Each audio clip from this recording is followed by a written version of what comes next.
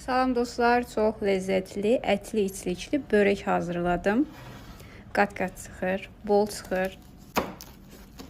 1 xörək qaşığı maya, 1 xörək qaşığı şəkər, 1 stəkan ilıq süd, 1 stəkan ilıq su, 1 çay qaşığı duz, 1 ədəd yumurta və hardasa 4 stəkan yarım un, ələnmiş un istifadə edim. Un biraz az, biraz çox gedə bilər. 2 xörək qaşığı duru yağ. Duru yağı istifadə edim ki, yəni ələ yapışmasın, rahat yoğrulsun. Belə qəşəng yumuşaq xəmir yoğurdum. Hardasa 1 saata qədər mayalanır. 10 kündəyə ayırdım, amma 9'unu istifadə elədim. Ona görə siz əvvəldən 9 kündəyə ayıra bilərsiniz. Və belə nə çox böyük, nə də çox balaca yuxalar açıram. Və içinə kərə yağı çəkib, əridilmiş kərə yağı çəkib içliyini qoyuram. Belə qatlayıram.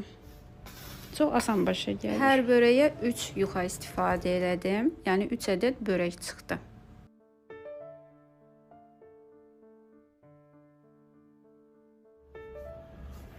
Börəkləri büküb 10-15 dəqiqə otaq temperaturunda saxladım.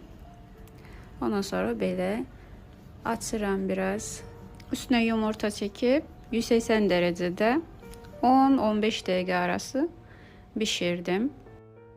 Və belə gördüyünüz kimi qəşəng, qat-qat, dadlı, ətli börək alındı. Bu reseptlə, yəni xəmir resepti ilə, hazırlama qaydası ilə fərqli içliklərdən də istifadə etmək olar. Kartoflu, peynirli, göyərtili və s. Belə dostlarım, izlədiyinizə görə çox təşəkkür edirəm. Videolarımı bəyənməyi, fikirlərinizi yazmağı unutmayın.